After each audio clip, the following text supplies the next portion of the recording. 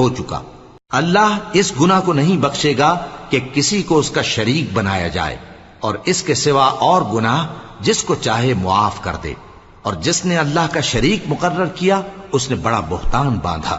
کیا تم نے ان لوگوں کو نہیں دیکھا جو اپنے آپ کو پاکیزہ کہتے ہیں؟ نہیں، بلکہ اللہ ہی جس کو چاہتا ہے پاکیزہ کرتا ہے، اور ان پر دھاگے برابر بھی ظلم نہیں ہوگا۔ دیکھو یہ اللہ پر کیسا جھوٹ طوفان باندھتے ہیں، اور یہی کھلا گناہ کافی ہے۔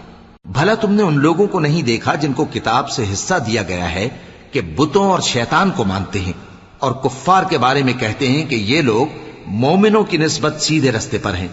یہی لوگ ہیں جن پر اللہ نے لعنت کی ہے، اور جس پر اللہ لعنت کرے تو تم اس کا کسی کو مددگار نہ پاؤ گے۔ کیا ان کے پاس بادشاہی کا کچھ حصہ ہے؟ اس صورت میں تو یہ لوگوں کو تل برابر بھی نہ دیں گے۔ یا جو اللہ نے لوگوں کو اپنے فضل سے